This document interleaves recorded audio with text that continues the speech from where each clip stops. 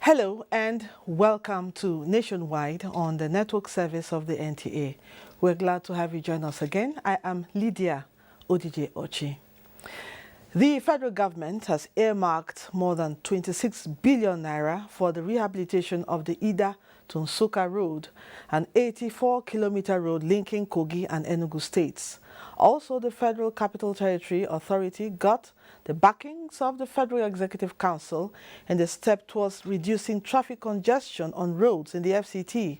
State House correspondent Jide Onifade has more on this and other decisions taken at the Federal Executive Council meeting, which was presided over by President Muhammadu Buhari. Ministers whose memoranda got approval of the Federal Executive Council are the Minister of Works and Housing, Babatunde Raji Fashola, Federal Capital Territory, Mohammed Bello, and Minister of Interior, Rauf Aregbesola, as well as Minister of State for Education, Chukwuemeka Nwajiuba. A draft bill for the establishment of a Federal University of Health Sciences was approved and is to be cited in Otupo, Benue State.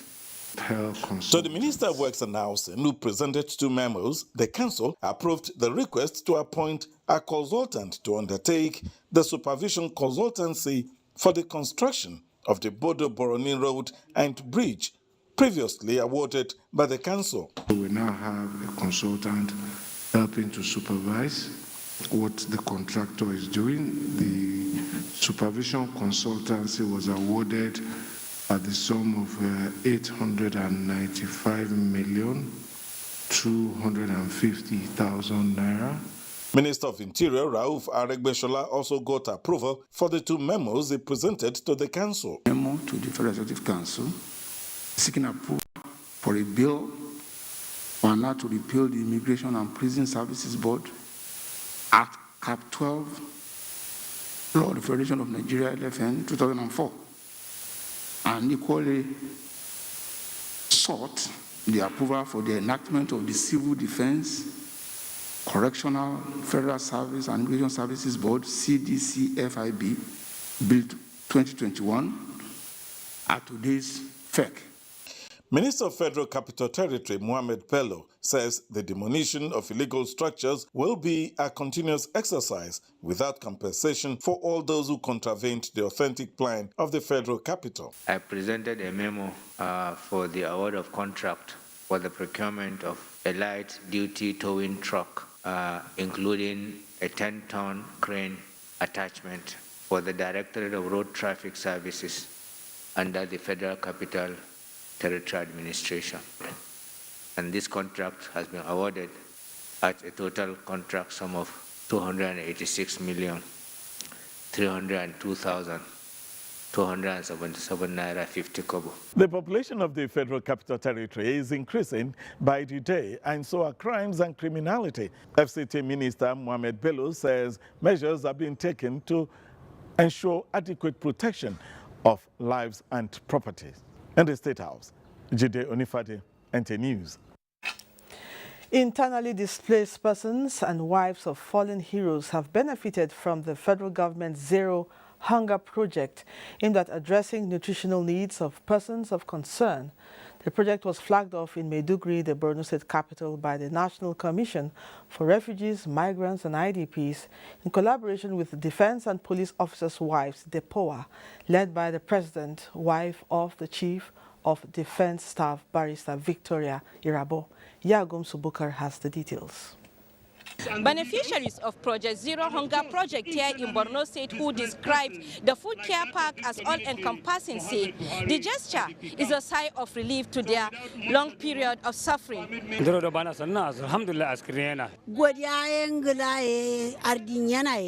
Project Zero Hunger is an initiative of the Federal Commissioner, National Commission for Refugees, Migrants and Internally Displaced Persons, Iman Suleiman, where the most vulnerable persons are supported with their immediate needs. states. No government has intervened for the vulnerable like this government.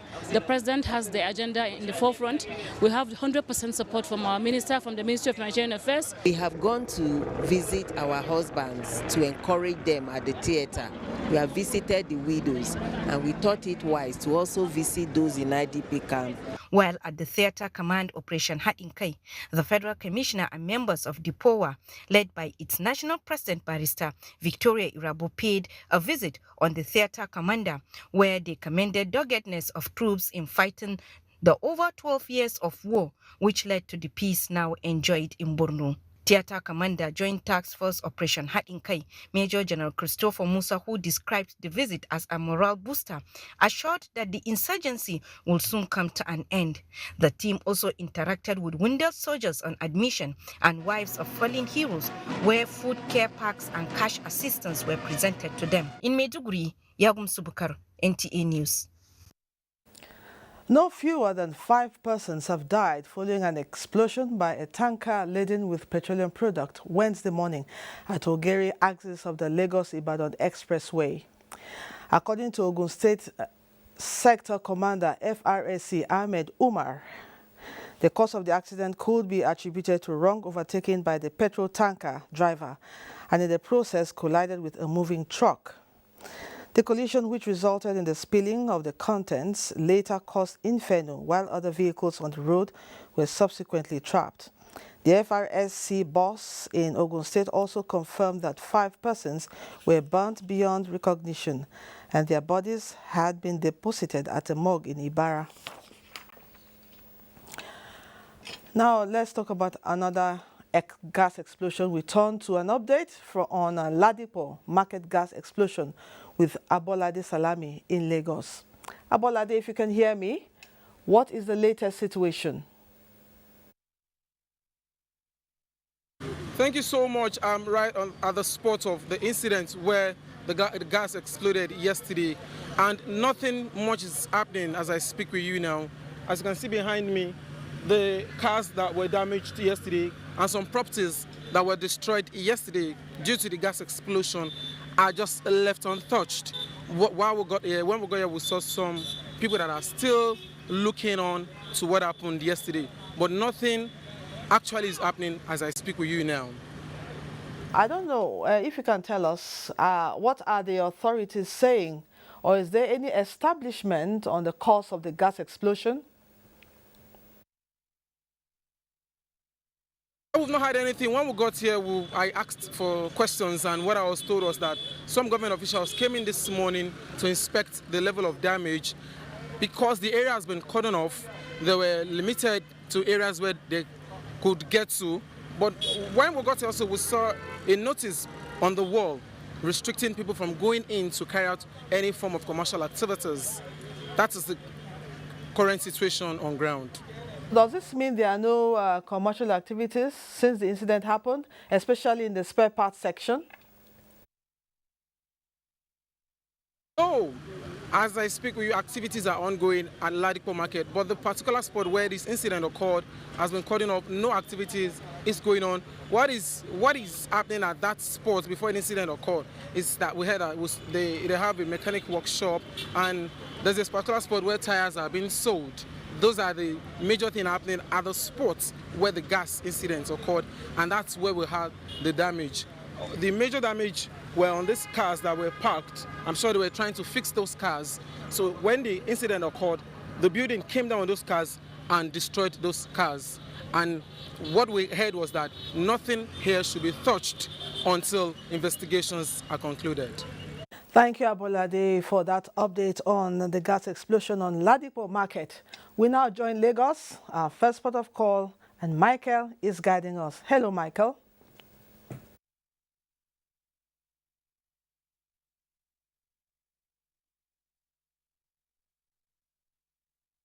TV Chief Executive Officer Usifu Ataga have continued to give evidence before the Lagos State High Court sitting at the Tafawa Balewa Square. Kenya DBC reports. On the second day of his testimony, Mohammed Abubakar, a security man at the Shortlet apartment where the late Usifu Ataga's Super TV Chief Executive Officer was allegedly murdered, told the court during his cross-examination by the defense counsel that in his testimony to the police, Abubakar said he suspected one Babalola who stayed adjacent to the apartment of the incident. He vehemently denied ever making such statement. He narrated how Mr. Babalola asked him to get a carpenter to fix a broken door of the apartment in the night of the murder. Abubakar added that he was curious to why Mr. Babalola wanted to fix the door before checking out of the apartment. Counsel to the first defendant asked Abubakar if he knew the identity of the lady who checked into the studio apartment, since the lady was always wearing a face mask, and at what point did he know it was the first defendant. Mr. Abubakar replied that it was at the Deputy Commissioner of Police office in Panti. Abubakar also told the court how Usifu Ataga came into the premises on the 13th of June, led by the first defendant. Prosecution counsel during his re-examination asked the witness if he could identify the lady who checked in on that Sunday and whether the person was in court. Abubakar said the lady was in court and pointed at the first defendant. Justice Yetunde Adesanya then adjourned the case till 26 November for the continuation of the proceeding. In Lagos, Kehinde Adebisi, NTA News. Developing a strategic plan that will integrate peace and national development for improved operational capacity in humanitarian services in Nigeria is essential to attract aid sector support to the nation's peace objectives. Minister of Humanitarian Affairs, Disaster Management and Social Development Sadiya Farouk, represented by the Permanent Secretary of the Ministry, Bashir Alkali, said the engagement meeting is aimed at developing implementation plan for national humanitarian development peace nexus framework. Abolade Salami reports. During this year's celebration of World Humanitarian Day, the Minister of Humanitarian Affairs, Disaster Management and Social Development presented the National Humanitarian Development Peace Nexus Framework to stakeholders with a view to emphasizing the significance of peace to national growth. The crux of the deliberation was centered on the operationalization of the framework for humanitarian development and peace building in Nigeria. In a bid to domesticate the process of Peace Nexus Framework and develop new strategies of delivering humanitarian response, a team of experts are comparing the pros and cons of the framework to come up with a 5-year implementation plan. It's like most of the humanitarian actors are not talking in the same language, meaning everybody is doing his own thing. So what this meeting is supposed to do is to harmonize their activities. With a goal to improve and enrich the framework without changing the focus, the need to align implementation around specific needs of persons of concern across the country was emphasized. The framework sets the pace, and since the framework has been already launched, we feel this is the next step forward, and so ActionAid is very, very happy to support the ministry. So we look at a country like Nigeria, we look at any other country, we see pockets of peace, we see pockets of stability, and I think it's about being pragmatic. I think it's about finding solutions which are appropriate for people where they are. At the end of the 3-day brainstorming session, it is expected that a new, integrated, effective and efficient methodology for the aid sector to support peace objective will be developed. In Lagos, Abolade Salami, NTA News. Time now for some messages. Nationwide continues shortly after this break. Please stay. The 7th Annual Safe School Conference of Education and Security Leaders on Lessons from Past Emergencies holds from 22nd to 25th November 2021 at Green Mines Hotel, Utaku, Abuja. This event will be declared open by the special guest of honor, Honorable Chukwuemeka Nwajuba, Honorable Minister of State Education. Facilitated and supported by Ministry of Education, UNESCO, Nigerian Police, Nigerian Army, NSCDC, NDLEA, FRSC, Federal Fire Service, NEMA, National Human Rights Commission, NCC, NUT, Medical and Health Workers Union of Nigeria, and NTA. Organized by Exam Ethics Marshals International. For further details, please visit our website, examethicsmarshals.org/safeschools, or call 0803 342 5958. The Budweiser Game of Kings is finally here. Watch the battles who beat all battles live. La Liga's Roberto Carlos and Premier League's John Terry will be going head-to-head while playing alongside our very own MPFL players. So come join us on NTA Network and Budweiser's social media network on Saturday, November 20th at exactly 12 p.m. Niger, it's on. Game of Kings is brought to you by Budweiser, the official sponsors of the EPL and La Liga.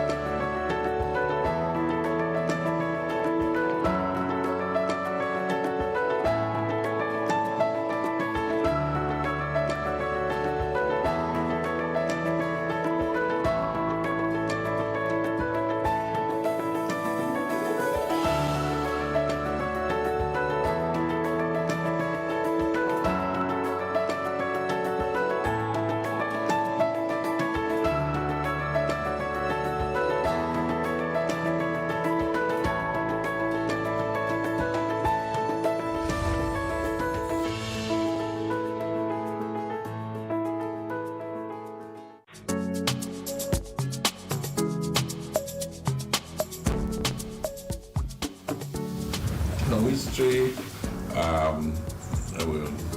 is history, so either you know it or you don't. My advice to the younger generation is that they should learn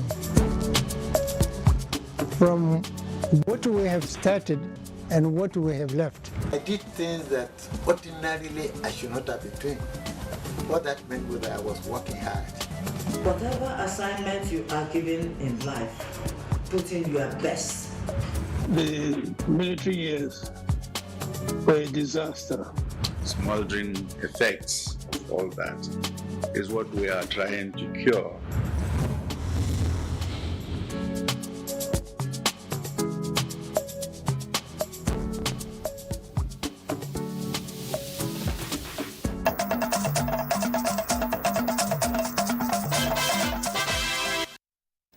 Welcome back. Senate has passed the Real Estate Regulation and Development Bill 2021, which seeks to provide efficient, effective, and transparent administration of the business of real estate in Nigeria. This followed the consideration of the report of Senate Committee on Establishment and Public Service, which described the bill as a vital legislative intervention in the sector. It also seeks to ensure that real estate developers conform with the National Building Code in Nigeria and to curb fraudulent activities. Of real estate development in Nigeria conform to international best practices and safeguard the ultimate interest of all stakeholders in the business. And prescribe minimum standards for the conduct of the business of real estate and development in Nigeria and for related matters 2021. Third reading taken. Commiserated with families of victims of the recent gas explosion in Ladipo, Lagos State, as moved by Senator Solomon Adeola. Meanwhile, the House of Representatives has passed the bill to establish South-South Development Commission. The responsibilities of the commission include receiving and managing funds from the Federation account and other sources to address infrastructure deficit in the zone.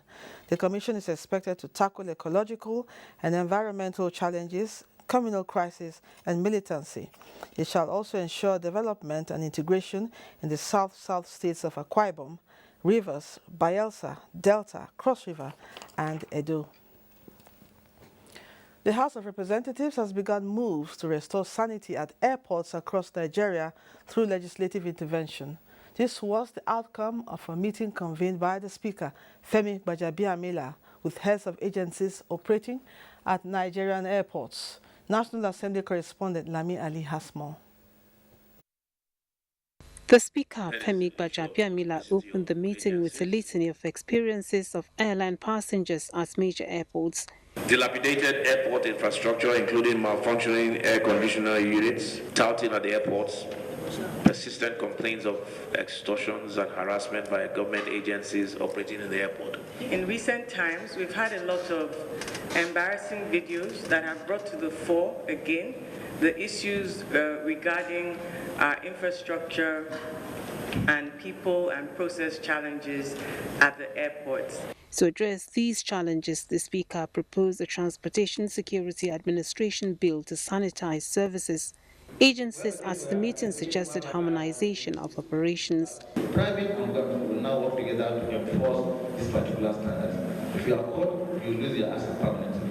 And we must recognize our boundaries, and we must recognize the operator, Federal Airports Authority, who is in charge of the airports, and nobody should be exempt from these protocols. Meanwhile, the Chief of Air Staff was with the Oversight Committee of the House of Representatives to defend the budget of 2022. Recently, the Nigerian Air Force inducted 16 newly acquired aircraft into its fleet through the support of the federal government and the National Assembly. These aircraft include one Mi-171E helicopters from the Russian Federation, 3 GF-17 Thunder aircraft from Pakistan, and 12 A-29 Super Tucano aircraft from the United States of America. The Air Chief used the opportunity to inform the committee of other supportive roles rendered in health, humanitarian and electoral matters. From the National Assembly, Lami Ali, NTA News. Senate Committee on Power has asked the Transmission Company of Nigeria, TCN, to provide detailed information on the likely dates for the completion of its ongoing projects. This came up when the agency reappeared to defend its 2022 budget. National Assembly correspondent Dayo Ogunshola reports. Explaining to the committee how the Transmission Company of Nigeria intends to spend 4.4 billion naira allocated to it by the federal government in 2022 proposal, the acting managing director of TCN hinted that only 17 projects will attract the attention of the agency in 2022 to be able to achieve results. But what I did, I selected them according to percentage completion. What can I deliver with the little I have? And I appeal to National Assembly to give more money to TCN so that we can spread our projects to reflect the culture of this country. In its assessment of the performance of year 2021 budget, the committee sought to know whether counterpart funds to some of the ongoing multilateral transborder transmission line projects have been assessed. You have to clarify, do you have new procurement process or all you have are ongoing projects? These are very germane and pertinent questions. If I'm supposed to provide counterpart funding of a certain amount of money, and I'm providing more money than what I'm supposed to provide, what am I going to do with the other excess? This is far, far in excess of the counterpart funding that I'm supposed to provide. So we'll need answers from Minister of Finance through you next week, Tuesday. More details are being expected by the committee for further action. From the National Assembly, Dayo Ogunshola, NTA News.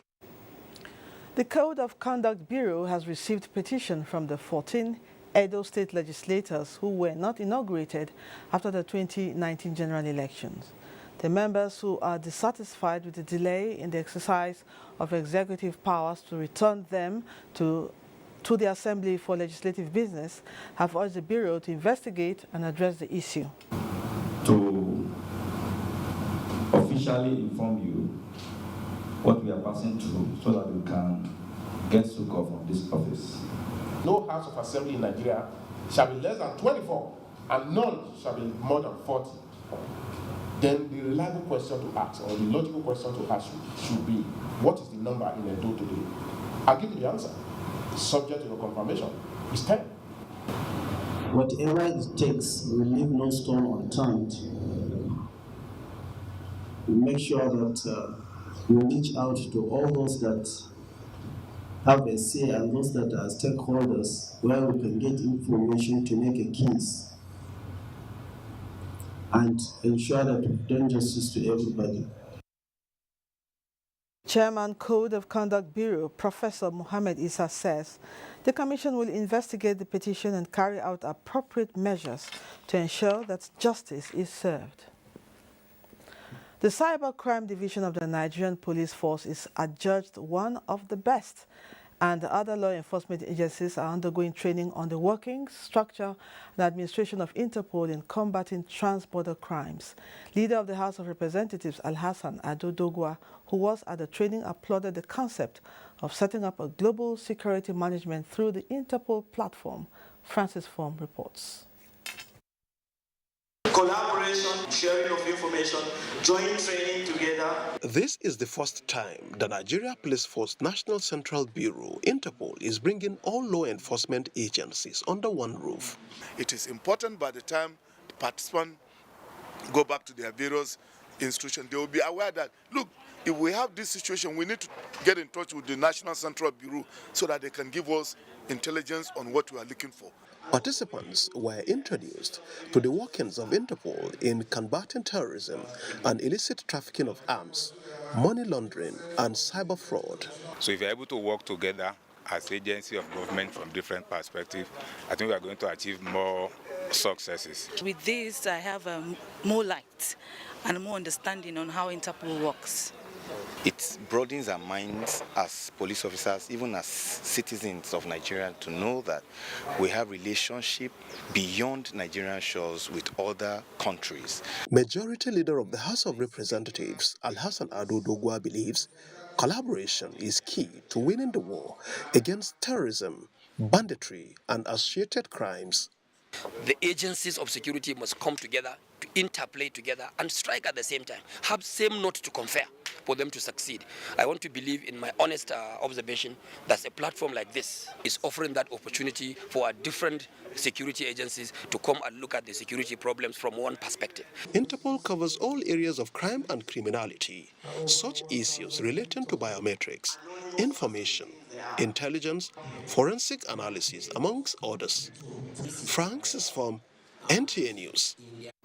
Still on the Interpol, the candidature of AIG Garba Umar for the position of Vice President Interpol representing Africa has received a boost with the endorsement of Nigeria's government security. Correspondent Francis Form reports that the feat was achieved through the cooperation of Interpol member countries that led to the stepping down of 3 candidates within the African continent for him.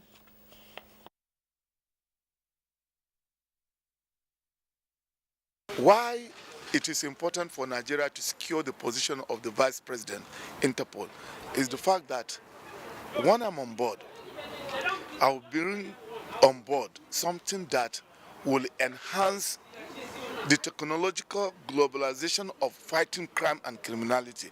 Innovations will come in.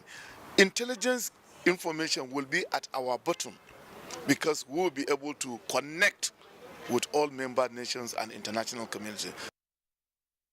Garba is expected to be sworn in on the 25th of November in Istanbul, Turkey, for a period of 4 years.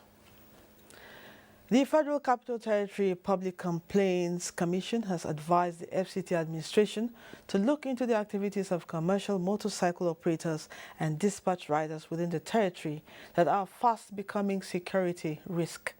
FCT PCC Commissioner Dalhatu Ezekiel Musa gave the advice at a press briefing.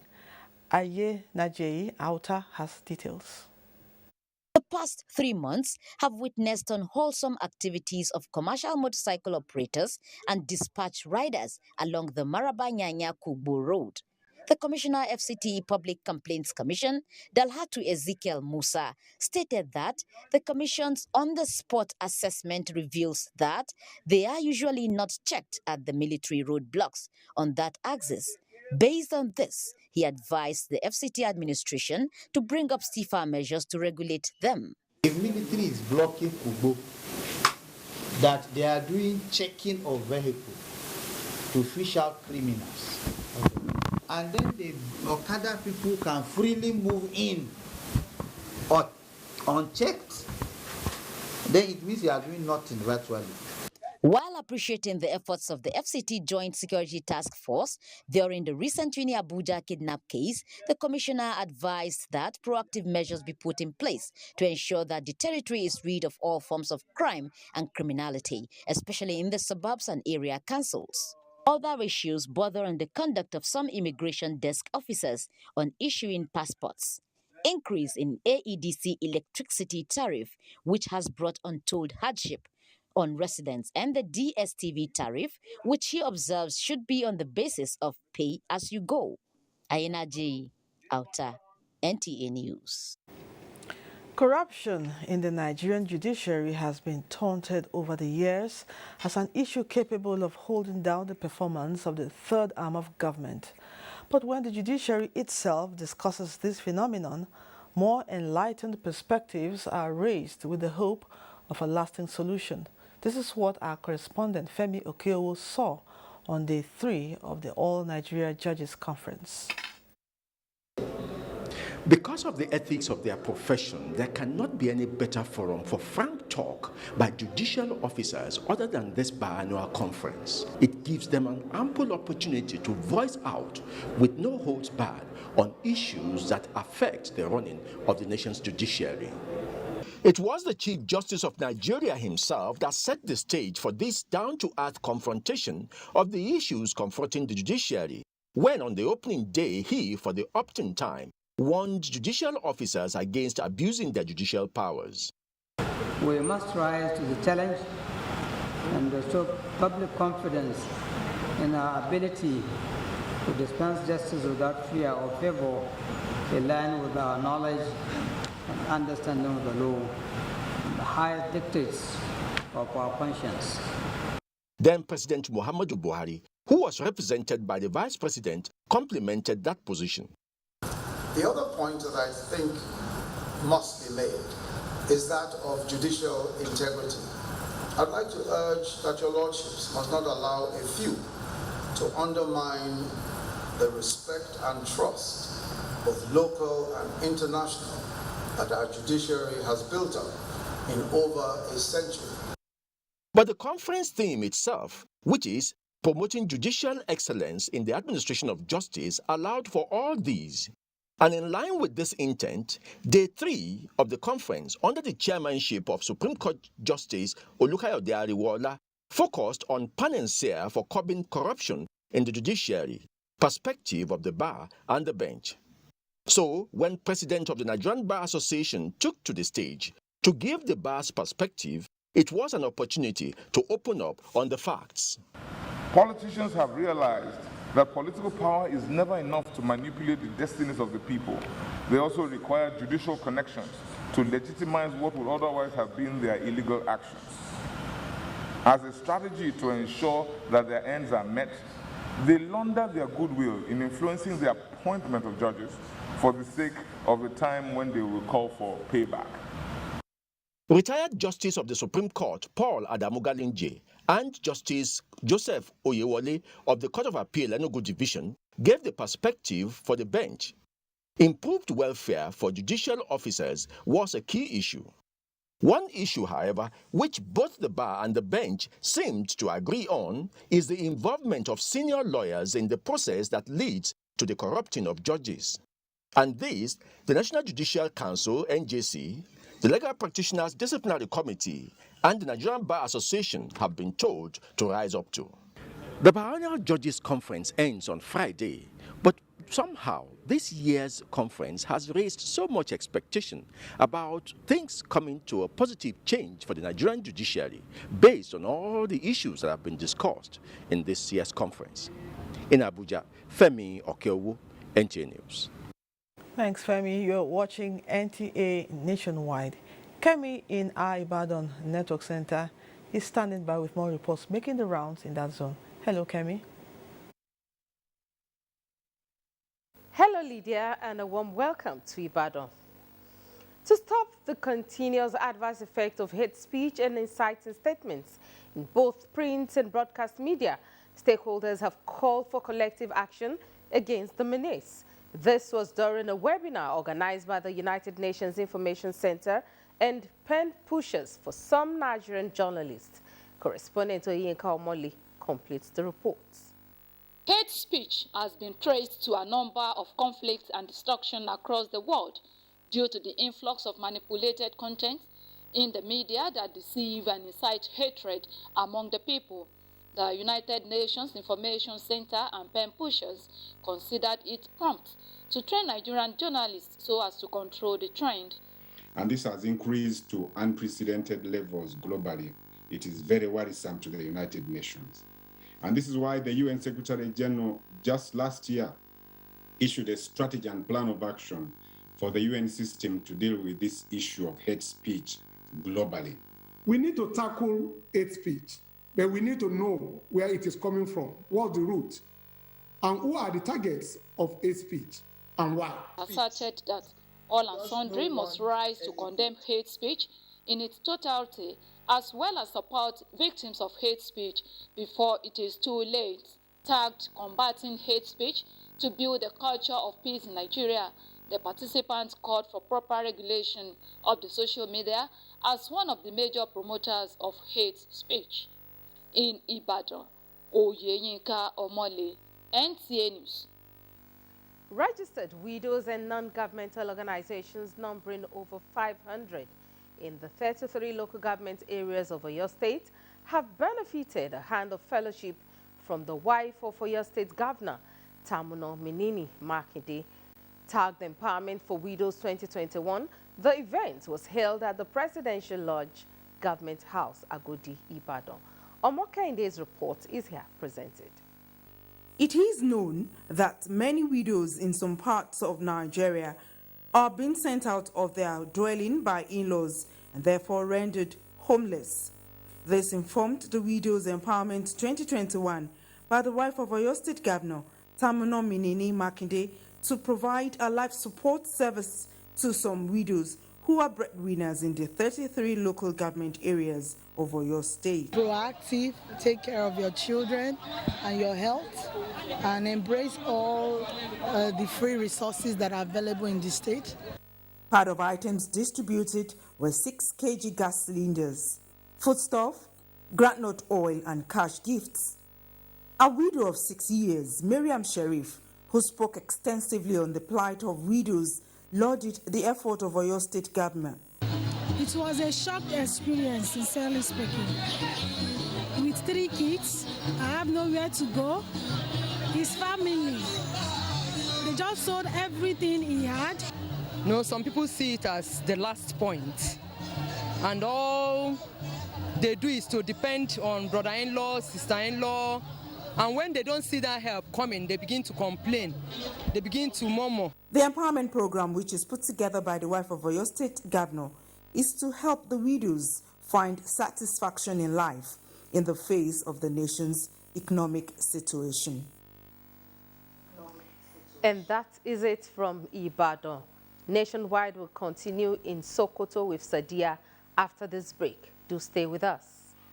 Nigerian youths are about the greatest assets the country has at the moment. It is therefore not surprising that the administration of President Muhammadu Buhari is strategically responding to the yearnings of the youth through multiple projects and programs. Youth entrepreneurship support years by Bank of Industry, the Youth Investment Fund by the CBN, and several other conditional cash transfer programs. Recruitment of 774,000 social workers, majority of whom are youths, and so many other projects that are beneficial to youths directly or indirectly. If the administration can do all this, definitely with a degree of patience and time, it can achieve more. Nigerian youths must come together to say no to terrorism, no to vandalism, and no to all disruptive tendencies. Hashtag Youth for Greater Nigeria. Pacifying the youths, unifying the nation. The Budweiser Game of Kings is finally here. Watch the battles to beat all battles live. La Liga's Roberto Carlos and Premier League's John Terry will be going head to head while playing alongside our very own MPFL players. So come join us on NTA Network and Budweiser's social media network on Saturday, November 20th at exactly 12 p.m. Niger, it's on. Game of Kings is brought to you by Budweiser, the official sponsors of the EPL and La Liga.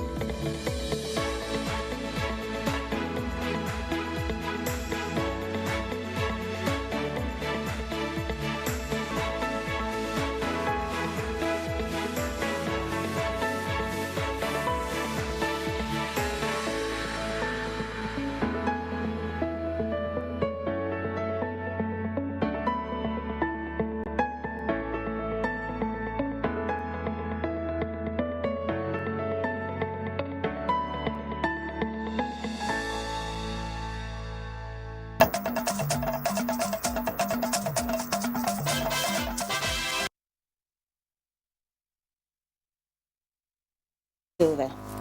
Governor Aminu Waziri Tambuwal has described as callous the killing of 15 people by unidentified gunmen in Ilele and Goronyo local governments. Tambuwal made the remark while receiving the participants of Course 44 of the Armed Forces Command and Staff College, Jaji, on a courtesy call at Government House, Sokoto. Lalata Abdullahi reports. Banditry attack last Sunday night left 13 people dead in Ilele local government bordering Niger Republic, about 97 kilometers from Sokoto city, and 2 other people in Goronyo, about 76 kilometers east of Sokoto. Governor Aminu Waziri Tambuwal again appealed to the federal government to expedite action to checkmate the activities of bandits in all the affected areas. He stated that economic development will be difficult to attain where there is insecurity, no matter the financial resources available for such undertaking. But we're also very worried that we have to have the enabling environment for us to execute and carry out these laudable projects. It's not just about getting the funding, but also the right atmosphere of security, of safety is key. The team leader, Commodore Monday Abba, who is the director in charge of logistics, Armed Forces Command and Staff College, Jaji, said members of the Senior Course 44 are in Sokoto as part of their course study tour. The tour will also enable them to conduct on-the-spot assessment of Sokoto State's socio-economic efforts with a view to preferring solutions to identify challenges. The theme for the tour is enhancing national security through socio-economic development. In Sokoto, Dalata Abdullahi, NTA News. Preparatory to its forthcoming convocation ceremony, the Governing Board of University of Port Harcourt was in Birnin Kebbi to update the Chancellor and Emir of Gondu, Muhammad Ilyasu Bashar, on preparations and state of things. Abubakar Garbadigi has more. Leading the delegation was Senator Andrew Ochendu, Chairman Governing Board. Where current happening in the university were mentioned, they pleaded with the Emir not to relent in sharing his wealth of experience on the university and by extension Nigeria, so that the much needed development in all aspects is achieved. So that everywhere is in crisis, there's insecurity. But we drove in calmly, some distance from the airport to the town, and it was calm, peaceful. Vice Chancellor of the University, Professor Owuneri Georgewell, who was full of praises on the warm reception accorded them, was asserted that the university is currently the 5th in the NUC ranking, owing to the wise counsel of the board under the Chancellor. We carry along activities in the university. From time to time, we should come to brief the Emir what we're doing, at least to put him in the picture of what is going on in the university. On his part, the Emir of Gondu and the Chancellor of the University, Muhammad Ilyasu Bashar, lauded the current reality in the university, noting that the performance of the Vice Chancellor did not come as a surprise, owing to his commitment to duty. So let them know about your program and how you are facing it and what you intend to do. University of Port Harcourt is one of the second-generation universities in the country. In Birnin Kebbi, Obagara Wadigi, NT News. And that's it from this end. It's now back to Lydia in Abuja. Many thanks. Health workers in the registry department have been advised to equip themselves with opportunities in the information and communications technologies sector for effective service delivery. This was at the 41st Annual National Scientific Conference in Abuja. Salwa Khalil Ibrahim reports. Here are professionals from different health facilities across the country, focusing on how to ensure accurate collation and management of health records for proper planning, clinical decision-making and resource utilization. At this time, our country should take advantage, as the rest of the world is doing, of the numerous advantages attached to electronic medical records, as this remains the main scientific method of data collection. The COVID-19 pandemic makes their work more pronounced as daily records become available to update Nigerians and assist government in meeting demands of the time. I wish to make a loud call through the Honorable Minister of State for Health on all agencies and parastatals in the health sector and those other institutions using data to find our members useful, as they are well equipped to give them what they need in data analysis. The association and other stakeholders need to re-strategize and take advantage of the new normal to improve on our collective efforts and performance. With the theme Harnessing Quality Data for Combating COVID-19 Pandemic, the role of health information management professionals, the three-day conference will be rounded off with an election to bring a new National Executive Council.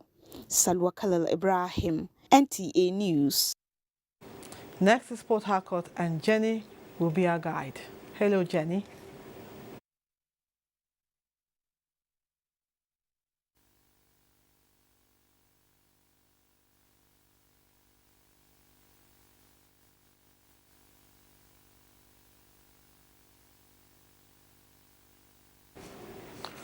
We apologize for the audio challenge there. Now let's go on. We hope to rejoin them if we can. The Non-Academic Staff Union of Educational and Associated Institutions, NASU, has advocated a holistic approach that will address bottlenecks in the education sector.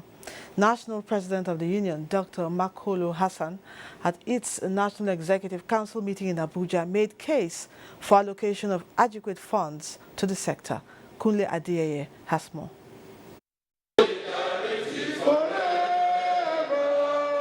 That sets the tone of the meeting, designed to address issues like implementation of agreements with the federal government, controversies over the inconsistencies of the Integrated Payroll and Personnel Information System (IPPIS), better funding of institutions, and the ongoing strike in the research sector. Let us roll enough money to educational sector to take care of the infrastructural settings. For you, one of the things that is agitating the minds of our members across the length and breadth of the Federal Republic of Nigeria today is that payment of the minimum wage consequential adjustment area. Responses from relevant government agencies indicate that federal government has done a lot to improve the sector. Mr. President, as part of the struggle for improved funding, has graciously approved the sum of 15 billion naira revitalization fund to the polytechnics. And is very optimistic before the end of the year the money will be released. The delegates unanimously enjoined all tiers of government to keep improving on infrastructure.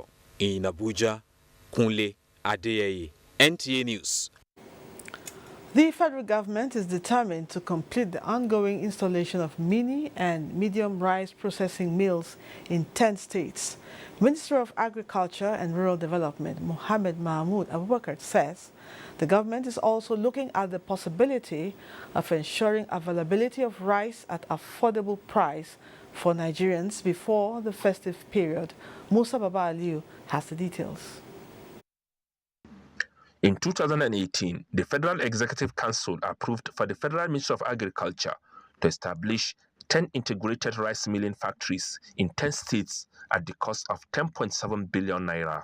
Already work has begun, and 4 out of the 10 are near completion.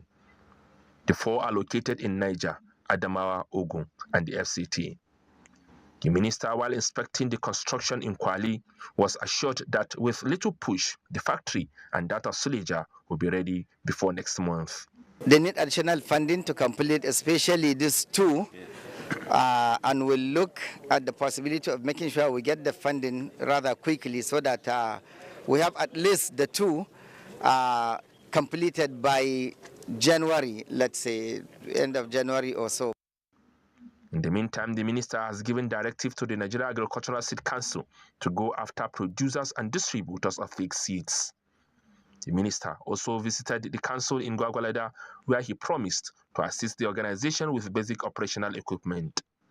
So this is a place where it's absolutely important to the agriculture sector, and it is my responsibility to do everything humanly possible to support them, to make sure that not only good seeds are being produced, but imported and exported.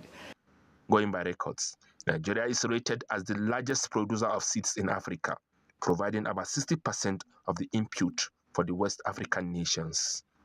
In Abuja, Musa Baba Aliyu, NTA News. We believe Port Harcourt is now good to go. Jenny, it's over to you. So much, Lydia, for rejoining us. As the world continues to be threatened by the climate change, adaptation is vital to the fight against global warming while building resilience through evolving environment conditions. These are some solutions preferred by an expert in tackling climate change in Nigeria. Ubrahim reports. Climate change refers to an increase in average global temperature, with natural and human activities believed to majorly contribute to the phenomenon. In recent times, Nigeria has been experiencing adverse climate conditions, and Cross River State is not left out, especially with persistence in rainfall patterns leading to rising sea levels, which is threatening the country's coastal region, and other several ecological challenges, such as flood as well as erosion, among others. The persistent rainfall and flood has actually claimed so many farmlands. It has actually helped farmers to do consistent cultivation. We have to adapt to this situation because we cannot change it immediately. Mitigation takes a very long time. Climate change has also become a threat to agriculture as well as the economy, and if left unchecked, experts say may result in food insecurity.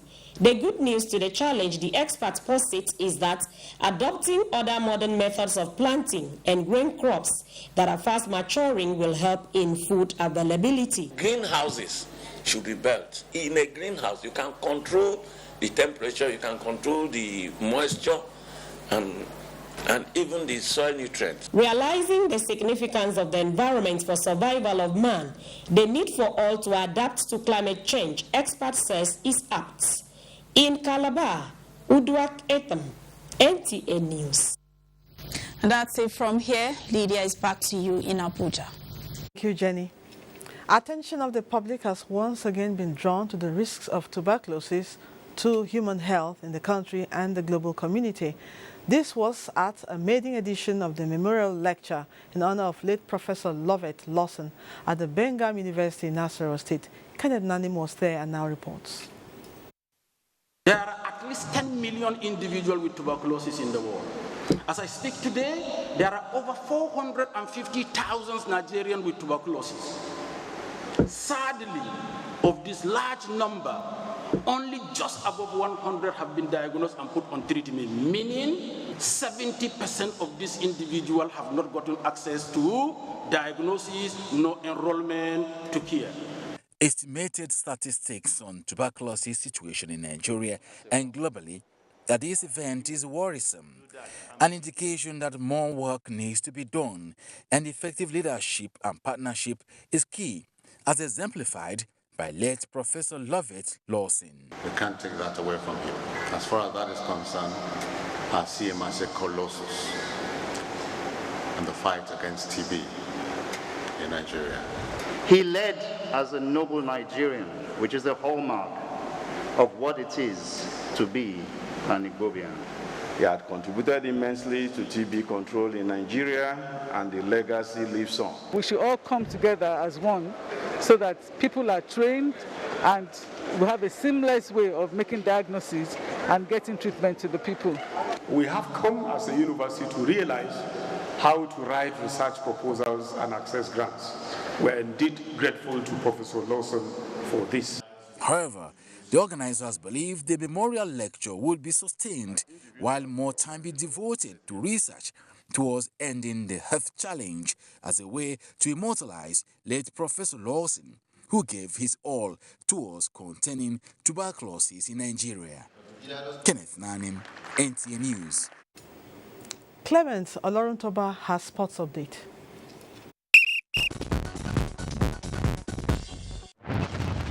Following the qualification of Super Eagles to Qatar 2022 World Cup playoffs, Nigeria's opponent will be made known next month when CAF conducts the draws. However, Reactions have trolled the 1-1 draw against Cape Verde. The top 10 teams that will make it to the next phase of the control are no means meet. So that's the more reason why we need to be up and doing.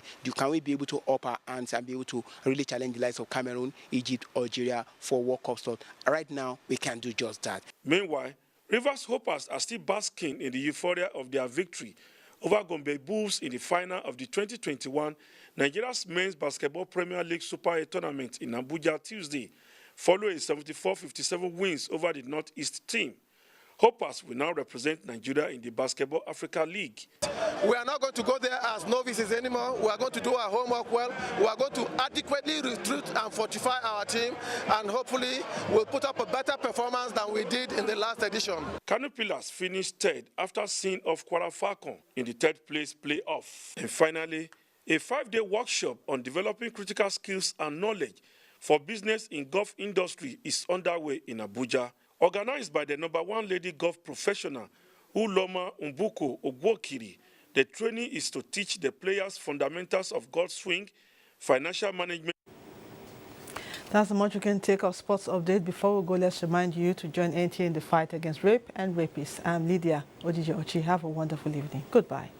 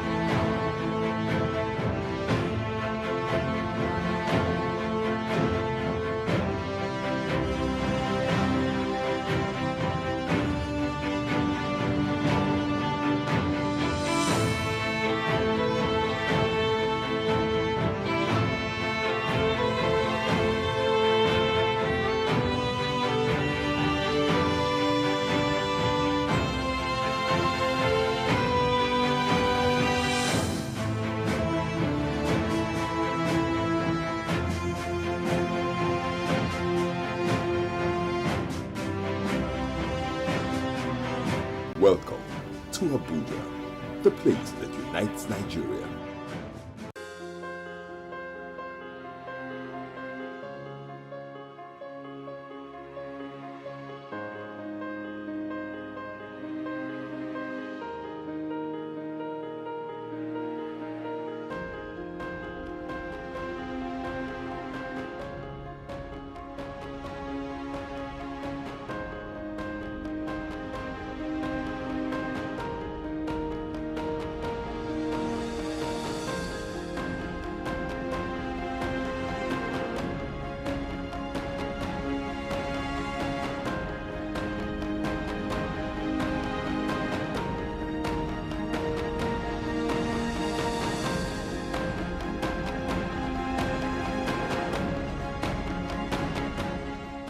This vaccine is safe, and it has been certified safe and usable by NAFTA.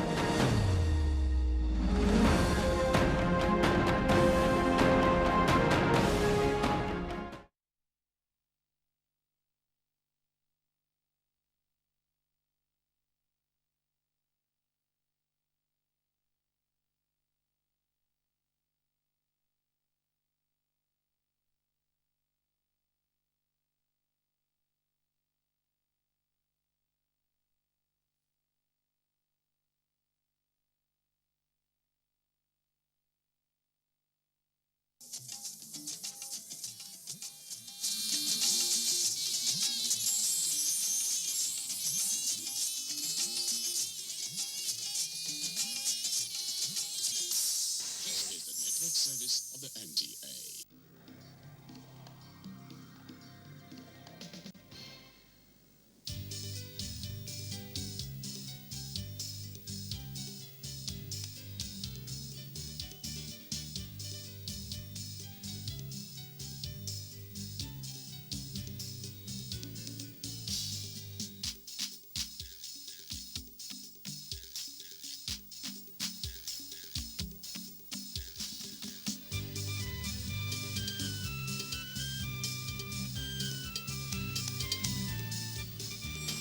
welcome to Walk It Out. Indeed, this is Nigeria's longest television educational program, and we are always so proud, so happy, so excited to bring Nigeria's finest students on this TV show every single week. If you're watching for the very first time, welcome. This is where we showcase some of Nigeria's finest students from the junior category. And on this program, we try as much as possible to simplify the subject of mathematics right here in Nigeria for our future leaders. Are you ready? I am ready. Let's get it started right here. Welcome to Walk It Out. My name is Israel Efe Robo. And our quiz master on today's program, as always, please welcome quiz master Bukola Egboche. Thank you very much, Efe. It's a pleasure being here. Welcome. Now let's meet our contestants. Contestants A. My name is Michael John. I am a JSS1. Contestants B. My name is Ibeko Sochiku. I am in JSS2. A round of applause for her. Contestant C. I am Olishola Eniola. I am JSS2. I like that. Sounding so confident. I hope you can bring your A game on today's program. Contestant D. My name is Joseph Timda. I am JSS1. A round of applause for all of them. Well, indeed, the show starts here. It starts right now. Let's see how this will pan out. Over now to our quiz master, Bukola Egboche. Thank you very much, Efe. On the program, we have 3 stages. Stage 1, Stage 2, and Stage 3. You have 5 seconds to answer questions in Stage 1. And in Stage 2, you have 10 seconds. For the final stage, you have 15 seconds. You also have the opportunity to take bonus questions. If you want to take the bonus question, there's a button in front of you. You press that button and wait for me to call you to answer. Okay? Now we'll start with Stage 1. So we're going to start straight with contestant A. Number 2. Question 2. Change 8.4 times 10 raised to the power 3 to ordinary form.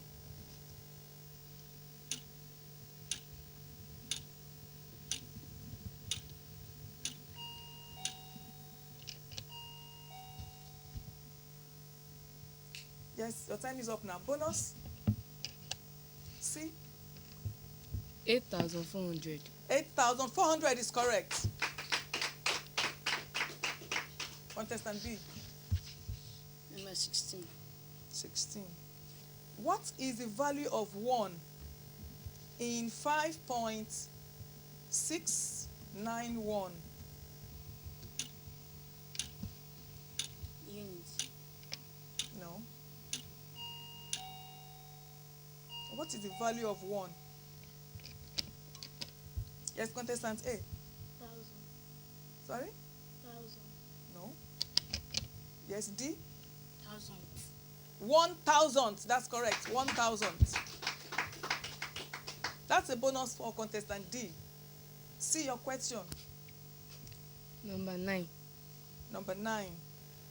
What is the value of 6 in 41,568? Tens. 6 tens. That's correct. D. Number 8.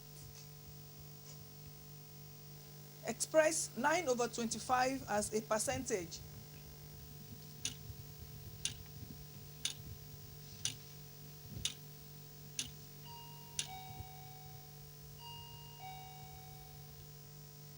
Nine over 25 as a percentage. Yes, A.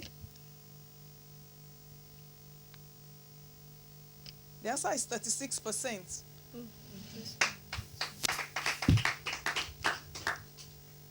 Contestant A. What number does MCCCXII represent?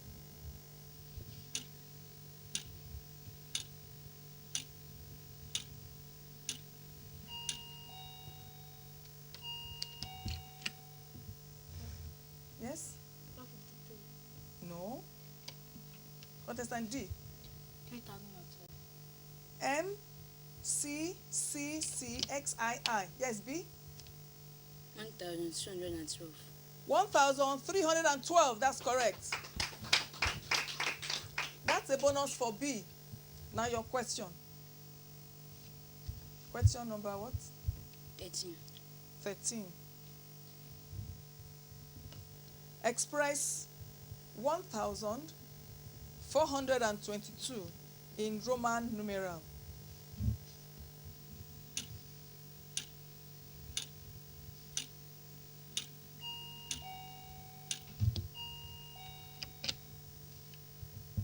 Yes, say it. MCDXII. Again? MCDXII. No. You missed it. Yes, D? MCDSSII. That's correct. That's a bonus for contestant D. C, your question. Number 11. Express 8 whole number, 5/9 as an improper fraction.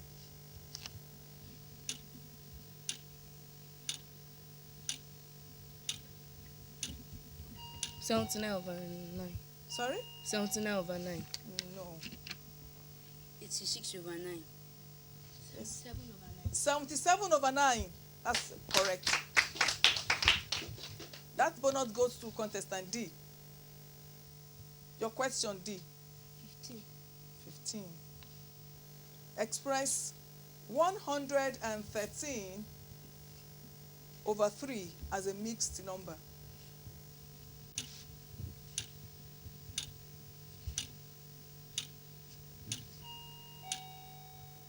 Yes.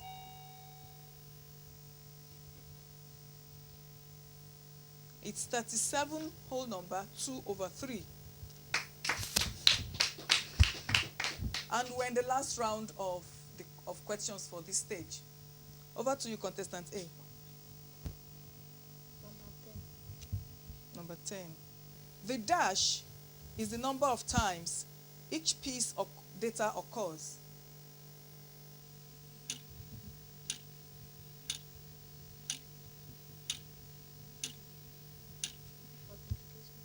No, the number of times each piece of data occurs in a data. Your time is up. Bonus? Yes, D. It's frequency. Contestant B. Number 12. Calculate the mean of 11, 13, and 15.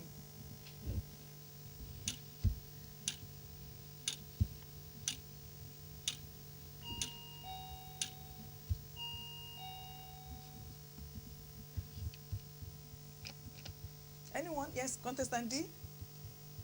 39. No. C, do you want to try? 13. 13 is correct. That's a bonus for C. Now your question, C. Question 14. Okay. Calculate the perimeter of a rectangle if the length is 16 centimeters and the breadth is 10 centimeters.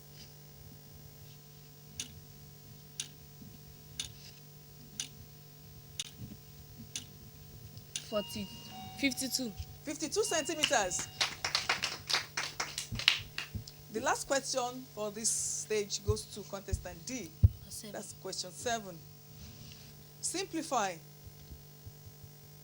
Open bracket, -9, close bracket, plus, open another bracket, -9, close the bracket. Simplify.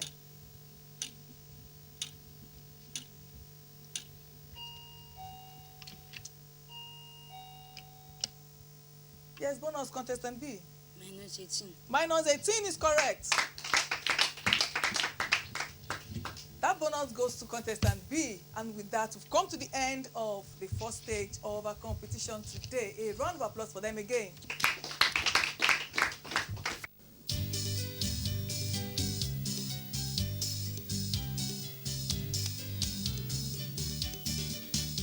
At the end of the first round here on this edition of Work It Out, the results are in. Contestant A came out with no points. Contestant B came out with 13 points. Now while contestant C came out with 14 points. While contestant D came up with 6 points. Thank you. What this means simply is contestant A drops out of this at this stage of the competition, while contestants B, C, and D, they move over to the next round here on Work 8 Out. It is getting interesting. Stay with us. We'll go for a break. The show continues in just a moment. Do not go away.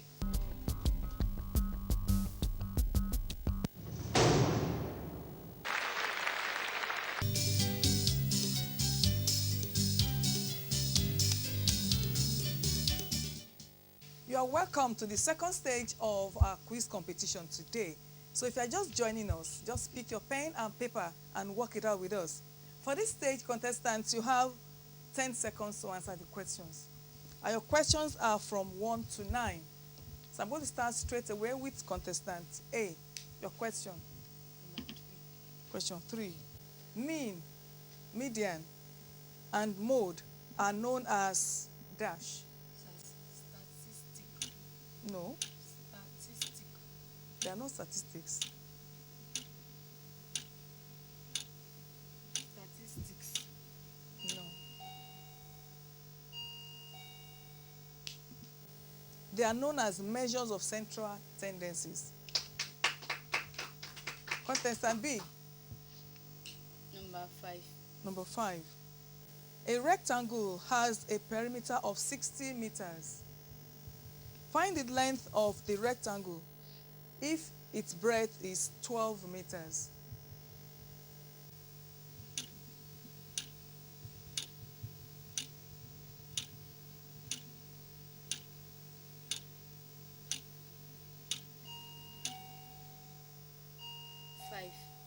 No.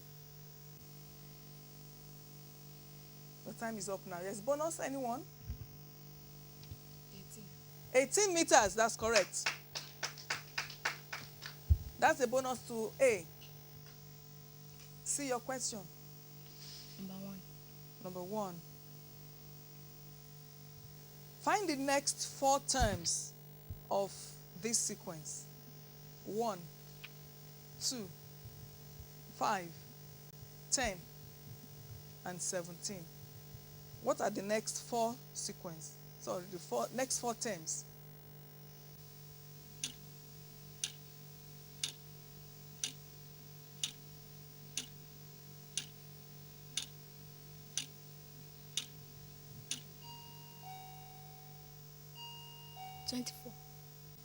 No. That's all right. And your time is up. Yes, contestant B? That we have 26, 37, 50, and 65. Next question, contestant A. Number 4. Solve the inequality. Minus 2n less than minus 8.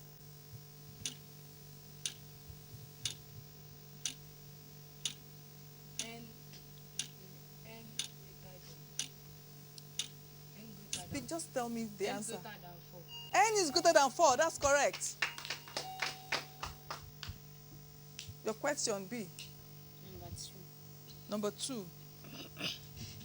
Express 8.3 times 10 raised to power minus 6 as a decimal fraction.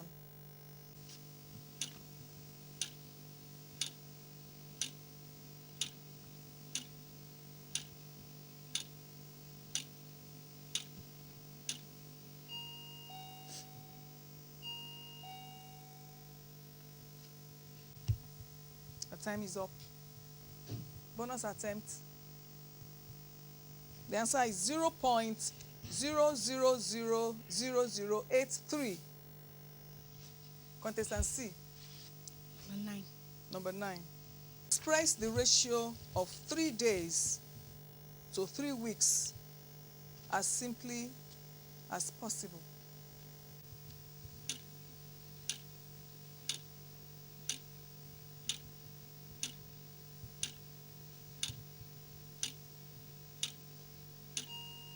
12. Ratio of 3 days to 3 weeks in the simplest form. Sorry, your time is up. Yes, contestant B. 24. Ratio. So that's 1:7. Okay, and back to you, contestant A. And this is the last round of questions for stage 2. Your question. Number 6. Okay. Solve for A. If 4/5 is equal to A/10,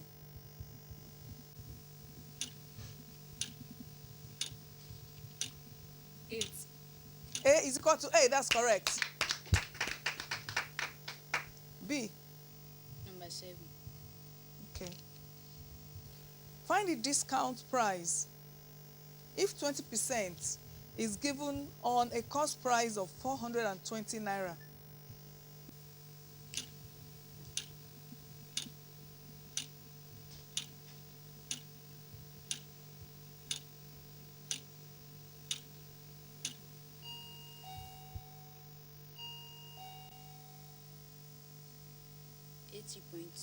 No.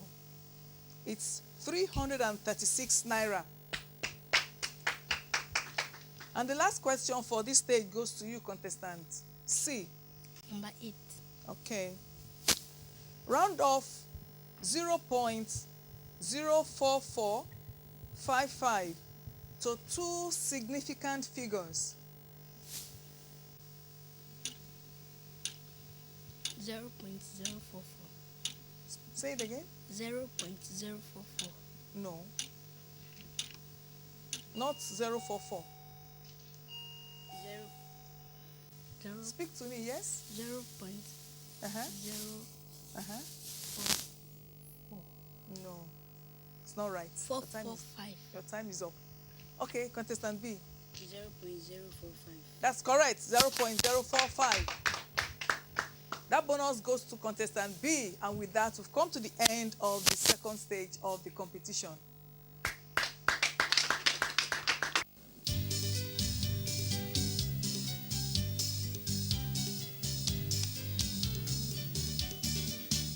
At the end of the second round here on Work It Out, we have 2 of the contestants that will move over to the final round where we will crown our champion. And then also, 1 contestant drops out at this point in time.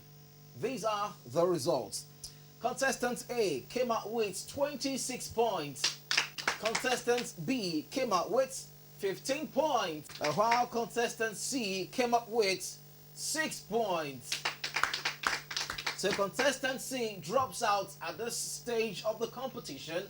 We'll return after this break here and Work It Out for our final round to see who goes home with our grand prize. Join us again.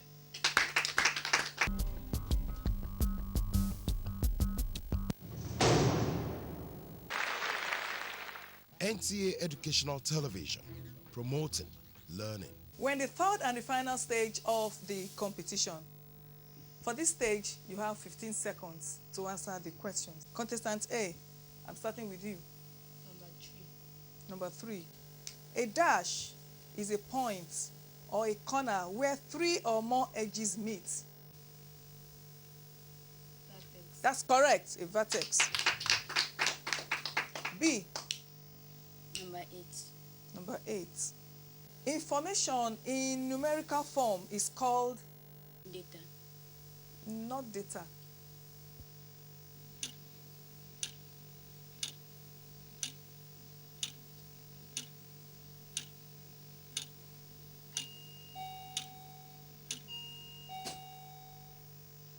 Yes?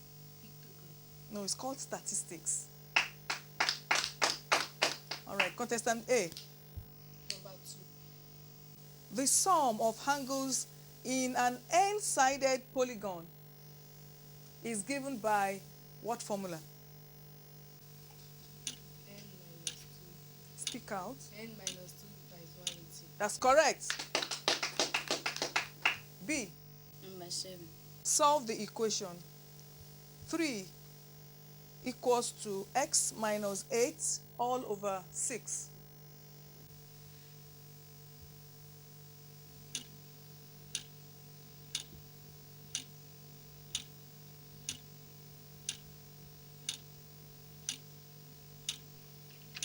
Just tell me the answer.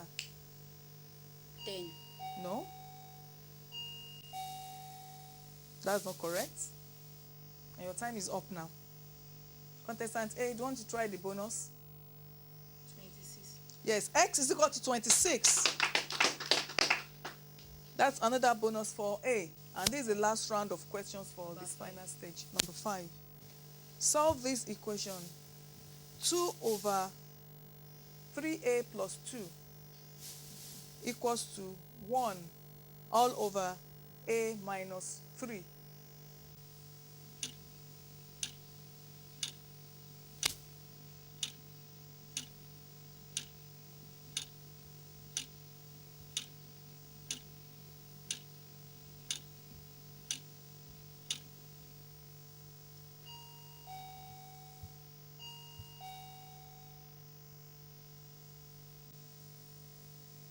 Your time is up.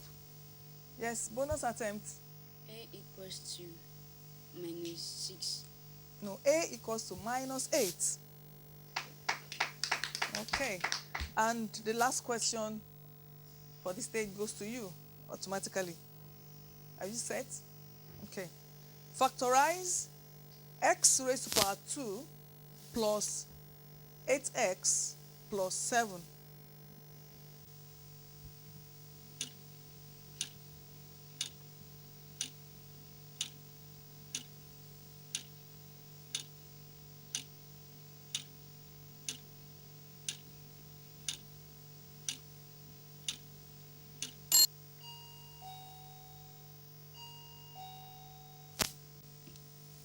Time up.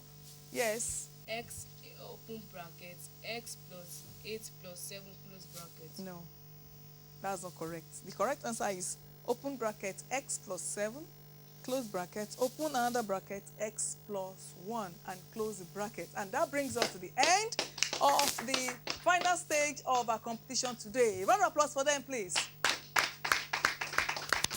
Thank you. And that was our final round here of this edition of the program. What a show it has been.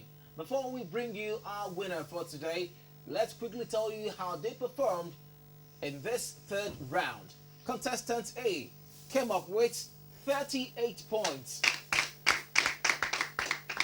And contestant B came up with 15 points. It is very clear that we have a winner. Here on Work It Out, we promote learning and we always work it out. We'll go for a break at this point in time. When we return, it will be time for us to present our prizes to all our contestants on today's edition of Work It Out. Stay tuned.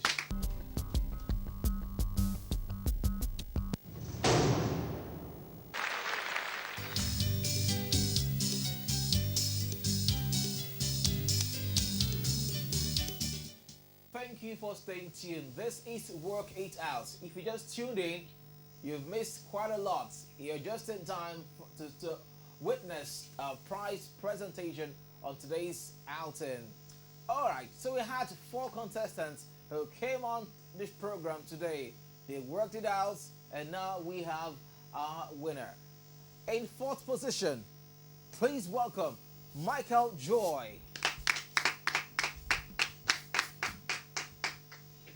Thank you so much, Michael. In 3rd position, please welcome Timidayo Joseph. Better luck next time, Joseph. Right. At the number 2 position, please welcome Ibe Kosisochukwu. You gave it a good fight, but it wasn't good enough, so better luck next time. Ladies and gentlemen, please welcome our champion on today's edition of Walk It Out. She came, she saw, she conquered, she blew our minds away, and she is the winner. Please welcome Olushola Eniola. Congratulations, Eniola.